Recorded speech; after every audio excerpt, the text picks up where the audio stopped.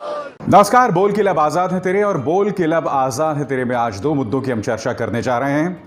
राजस्थान में रण घमासान है। सचिन पायलट को राजस्थान हाईकोर्ट से राहत मिली है, मगर मामला वहां पर बहुत उग्र होता जा रहा है। और दूसरा मुद्दा, उत्तर प्रदेश के अंदर राष्ट्रपति शासन लागू करने की मांग उठ रही है। क्यों उठ रही है? क्योंकि संजीत यादव नाम के एक लैब टेक्नीशियन को मौत के घाट उतार दिया उसके अपहर्ताओं ने, और इसमें एक बार फिर उत्तर प्रदेश पुलिस की लापरवाही सामने उभर कर आई है। नतीजा यह हुआ है कि कानपुर में एसपी साउथ अपर्णा गुप्ता और डीएसपी मनोज गुप्ता दोनों को निलंबित कर दिया गया है। मगर सबसे पहले हम बात करना चाहेंगे राजस्थान की। राजस्थान में आज राजस्थान हाईकोर्ट ने बेशक सचिन पायलट को राहत दे दी हो, मगर यह जिसे कहते हैं ना परमानेंट राहत नहीं है। सचिन पायलट ने आज फिर कहा कि इस मुद्दे पर केंद्र को भी पार्टी बनाया जाए, यानी कि मामले को आप जितना खींच सकें खींचे। और इस बात को लेकर मुख्यमंत्री अशोक गहलोत पर भी बहुत दबाव है, क्योंकि फेयरमाउंट होटल के अंदर जो उनके तमाम विधायक हैं, जैसे ही अदालत का यह फैसला आता है वो बहुत ज्यादा उतावले हो जाते हैं, दबाव बनाते मुख्यमंत्री अशोक गहलोत के ऊपर कि आप अपना बहुमत साबित करें। मुख्यमंत्री गहलोत जो हैं वो राज्यपाल से वक्त भी लेते हैं, मगर राज्यपाल सिरे से बहुमत साबित करने या विधानसभा का सत्र बुलाए जाने को लेकर उनकी मांग को ठुकरा देते हैं, यह कहते हुए कि कोरोना संकट चल रहा है, लिहाजा यह नहीं हो सकता। अब इस बात को लेकर मुख्यमंत्री अशोक गहलोत खासे नाराज हैं। उन्होंने सीधा हमला बोल दिया कलराज मिश्र पर, जो कि राज्यपाल हैं। और आप जानते हैं कलराज मिश्र वही शख्स हैं जो मोदी 1.0 में, यानी कि जो 2014 से 2019 के बीच सरकार थी, कलराज मिश्र उस वक्त मोदी सरकार में मंत्री थे। और जैसे कि आप जानते हैं कि उत्तर प्रदेश के बहुत जाने माने बीजेपी नेता रहे हैं। अब गहलोत इस कदर आपाक हो गए कि उन्होंने यह तक कह दिया कि अगर राज्यपाल ने उनकी बात नहीं सुनी तो जनता राजभवन को घेर लेगी। सुनिए क्या कहें। महामहिम राज्यपाल महोदय को हम सब आ रहे हैं अभी एक साथ में राज्यपाल राजभवन के अंदर। उन सबसे सामूहिक रिक्वेस्ट करेंगे कि आप दबाव में किसी के नहीं आए। आपका संवैधानिक पद है, शपथ ली हुई है, अपनी अंतरात्मा के आधार पर शपथ की जो भावना होती है उसका आधार बना के फैसला करें, वरना फिर हो सकता है कि पूरी प्रदेश की जनता अगर राजभवन को घेरने के लिए आ गई तो हमारी जिम्मेदारी नहीं होगी। मैं एक बात नहीं समझ पा रहा हूं, अशोक गहलोत को इस तरह की भाषा इस्तेमाल करने की क्या जरूरत थी? आप एक संवैधानिक पद पर बैठे हैं, आप जिस व्यक्ति से संवाद कर रहे हैं वो इस राज्य के राज्यपाल हैं। मुझे तो लगता है ये बहुत ही धमकी भरे तेवर हैं जिसे नजरअंदाज किया जा सकता था, जिसे आप अवॉइड कर सकते थे गहलोत साहब, मगर आपने बात कही। मगर आज दूसरे पक्ष पर भी सवाल उठाने की जरूरत है। वो सवाल क्या है मैं आपके सामने रखना चाहता हूं। आज जब कलराज मिश्र ये बात कह रहे हैं कि कोरोना संकट के चलते विधानसभा का सत्र नहीं बुलाया जा सकता या मैं आपके बाकी विधायकों से नहीं मिल सकता, तो मैं आपसे पूछना चाहता हूं, इस देश में 15 दिन विलंब से लॉकडाउन लगाया गया था। जानते हैं क्यों? क्योंकि मध्य प्रदेश के अंदर बीजेपी की सरकार बनानी थी। वो तस्वीरें याद हैं आपको? इन तस्वीरों में कोरोना संकट के बीचों बीच इस भीड़ में शिवराज सिंह चौहान ने पद और गोपनीयता की शपथ ली थी। लॉकडाउन की घोषणा में आपने इतने दिनों का विलंब कर दिया। नतीजा यह हुआ कि कई ब्यूरोक्रेट्स जो थे मध्य प्रदेश सरकार में वो कोरोना से जो है प्रभावित पाए गए, कोरोना वायरस से संक्रमित पाए गए। तो मैं कलराज मिश्र साहब से पूछना चाहता हूं कि दोहरे मापदंड क्यों? राजस्थान और मध्य प्रदेश में यह फर्क क्यों? और एक और बात जो आज अदालत में सामने उभर कर आती है कि सचिन पायलट ने केंद्र सरकार को भी पार्टी बनाने की बात की है। इस बात को समझना होगा। इसे लोग दो नजरियों से देख रहे हैं। एक तो यह कि यह एक प्रमाण है कि भारतीय जनता पार्टी को सचिन पायलट को पूरी तरह से बैक कर रहा है, इसीलिए सचिन पायलट केंद्र को शामिल करना चाहती है। दूसरा यह कि कहीं ना कहीं सचिन वक्त चाहते हैं, जितना मामले को खींचें, क्योंकि इस वक्त गहलोत के पास 101 विधायक हैं।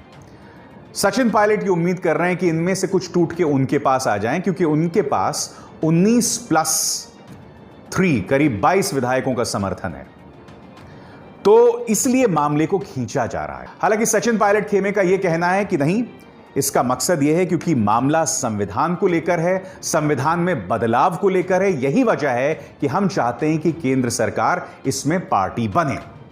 मगर आज मैं कुछ और कहना चाहता हूं।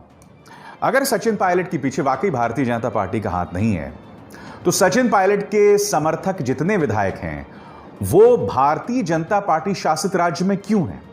सवाल नंबर 1। सवाल नंबर 2, मुझे यह समझाया जाए कि जो टेप्स सामने उभर कर आ रहे हैं उनमें कथित तौर पर सचिन पायलट के जो समर्थक विधायक हैं वो कथित तौर पर केंद्र सरकार के एक मंत्री से बात क्यों कर रहे हैं? ये दूसरी बात है। फिर तीसरी बात, आपने केंद्र सरकार को पार्टी बनाने की बात की है। और चौथा और अहम प्रमाण, राजस्थान बीजेपी के अध्यक्ष पुनिया साहब यह कह रहे हैं कि सचिन पायलट राजस्थान के मुख्यमंत्री बन सकते हैं। जब भारतीय जनता पार्टी और सचिन पायलट के बीच में कोई लिंक नहीं है, तो पुनिया साहब इस तरह का बयान क्यों दे रहे हैं जो इस वक्त आपके स्क्रीन पर है? तो ऐसे में आज जब राजस्थान हाईकोर्ट का यह फैसला आया है, तो हमें पृष्ठभूमि में तमाम मुद्दों को भी देखना होगा। कलराज मिश्र ये कह रहे हैं कि कोरोना की वजह से हम सत्र नहीं बुला सकते, जो कि वाजिब कारण है। मगर इसी हालात में हमने देखा कि किस तरह से मध्य प्रदेश में सरकार का तख्ता पलट किया गया था। तो आपका यह तर्क यहां पर कमजोर पड़ जाता है। और जो मेरा निजी तौर पर इस पूरे मामले में जो मेरी चिंता है, मेरी आशंका, वो ये कि राजस्थान ने कोरोना संकट के खिलाफ एक बहुत अहम लड़ाई लड़ी है और ईमानदारी से लड़ाई लड़ी है। ऐसे में इस वक्त सरकार को अस्थिर करना, इससे बड़ा पाप कुछ नहीं हो सकता। इसके लिए जो भी जिम्मेदार है, मुझे उम्मीद है कि जनता उन्हें इस बात का सबक जरूर सिखाएगी। यह अपने आप में बहुत अहम बात है और हम इसे सिरे से खारिज नहीं कर सकते।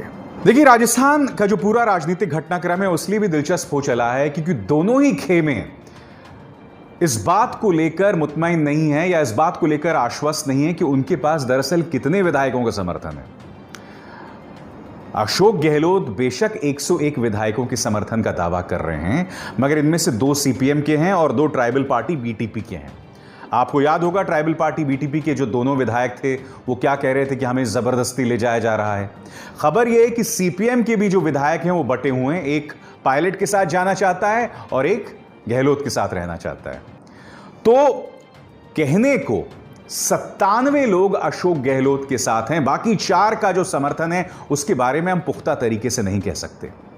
उसी तरह से पायलट की भी बात करें तो पायलट के अंदर भी जो उनके साथ कुछ विधायक हैं, उनका यह मानना है कि इससे अस्थिरता बढ़ेगी और वापस जो उनके कंस्टिट्यूएंसीज हैं, जो उनके विधानसभा क्षेत्र हैं, वहां की जनता में रोष बढ़ सकता है अगर वो बीजेपी के साथ हाथ मिलाते हैं। तो इस वक्त किसी के पास कोई बहुत ज्यादा आत्मविश्वास से ओतप्रोत नहीं है, मगर हां, अशोक गहलोत में जबरदस्त दबाव है, उन पर बहुत जबरदस्त दबाव है कि वो अपना बहुमत साबित करें। यही वजह है कि राजस्थान हाईकोर्ट के फैसले के आने के बाद तुरंत वो राज्यपाल की तरफ निकल पड़े और लगातार वो राज्यपाल साहब पर हमला करते रहे थे। तो ऐसे में इस मामले की पेचीदगी को आपको समझना बहुत जरूरी है। मुझे लगता है इन तमाम चीजों पे बात होनी चाहिए। सबसे पहले, एक सरकार स्थिर है या नहीं वो एक ही जगह में पता चल सकता है, वो है विधानसभा सत्र। तुरंत एक विधानसभा सत्र बुलाया जाना चाहिए। सचिन पायलट को, दूसरी बात, सचिन पायलट को सामने आकर बोलना चाहिए कि वो किसके साथ हैं। पर्दे के पीछे से बयानात जारी ना करें, प्रॉपर इंटरव्यू दें कि वो अब भी कांग्रेस के साथ हैं या बीजेपी के साथ हैं। इसके अलावा दोनों ही खेमे के जो विधायक हैं वो खुलकर अपने मन की बात करें।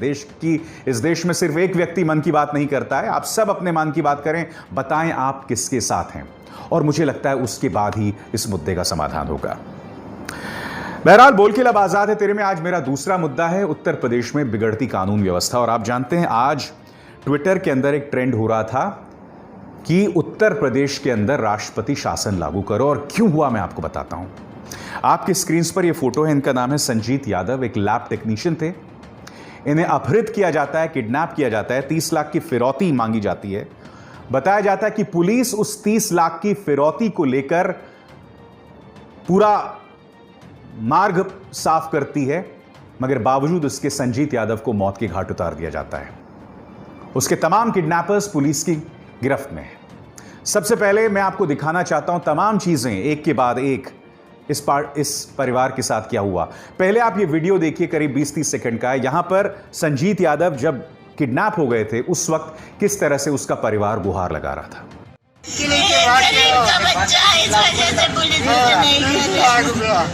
मकान बेच के दिया रुपया, मकान बेच। हमारा एक ही भाई है, हमारा एक जिगार है। हमने रिश्तेदारों को भी नहीं बताया कि हम पैसे देने जा रहे हैं। किसी से ना बताना, ये भी कहा था किसी से ना बता। और जब संजीत यादव की मौत की खबर आती है तब आप देखिए किस तरह से बदहवास उसका परिवार दिखाई दे रहा है। सब एक्शन में क्यों नहीं आई? क्यों नहीं आई? एक्शन में आ जाती तो मेरे भाई के साथ इतना बड़ा ना होता। कहाँ रखा मेरे भाई को? दिखाया जाए हमको। पुलिस क्या करती रही? 15 बार कॉल आती रही, क्यों नहीं ट्रेस किया? क्या सोती रही? प्रशासन सोता रहा। ये कप्तान से तब क्या कर रहे थे? 4 दिन हुए थे तब रह गई थी कहीं। अब कहीं रहते करोगा, आपका लड़का लाके देंगे। दे दिया लड़का, दे दिया। हमें बड़ा भरोसा था, सल्ला के दे दिया मैं लड़का। अब ये वीडियो देखिए दोस्तों, यहां पर किस तरह से उसका परिवार सिर पीट रहा है कानपुर पुलिस के सामने।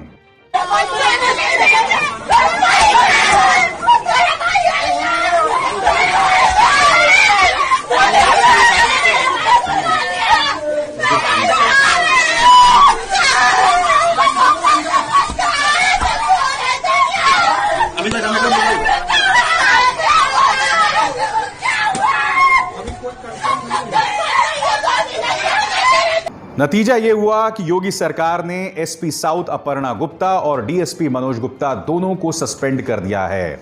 और मैं आपको सुनाना चाहता हूं एसपी साउथ अपर्णा गुप्ता जो कि इस पूरे मामले से पुलिस की जिम्मेदारी को हटा रही थी।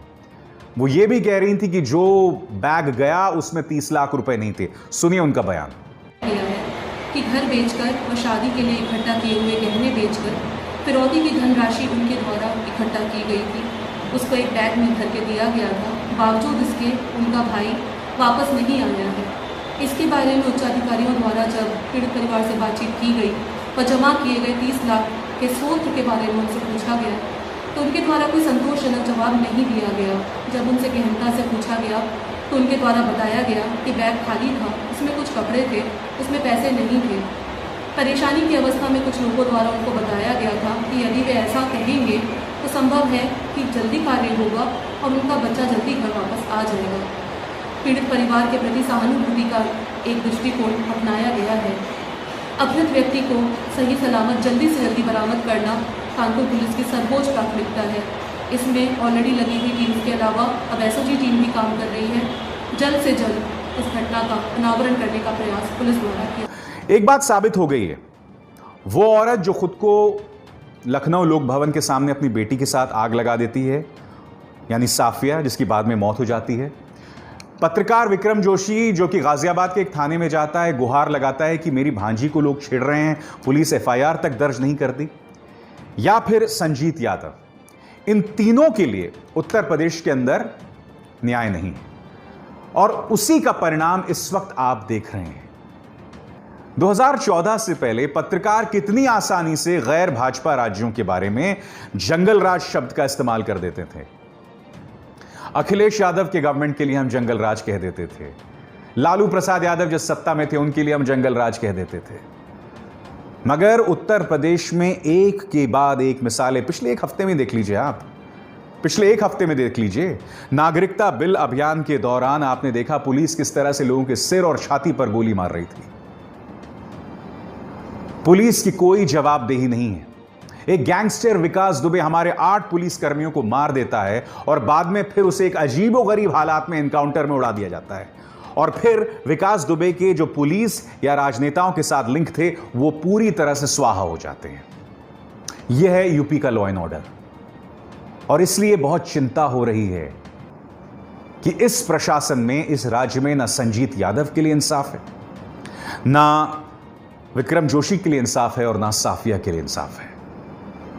मैं उम्मीद करता हूं कि योगी आदित्यनाथ मुद्दों पर ध्यान देंगे, क्योंकि मैं जानता हूं कि 5 अगस्त को अभी शिलान्यास होने वाला है राम मंदिर का, और फिर भगवान राम की महिमा के सामने आप इन तमाम चीजों को दफन कर देंगे, दबा देंगे। मैं उम्मीद करता हूं कि आप सही मायनों में राम राज्य को समझेंगे, क्योंकि सही मायनों में राम राज्य उस वक्त नहीं होगा जब आप राम मंदिर बनवाएंगे, उसका शिलान्यास होगा। अच्छी बात है, हम सब उसका स्वागत करते हैं। सही मायनों में राम राज्य तब होगा जब आप संजीत यादव, विक्रम जोशी और साफिया को इंसाफ दिलवा पाएंगे। नमस्कार।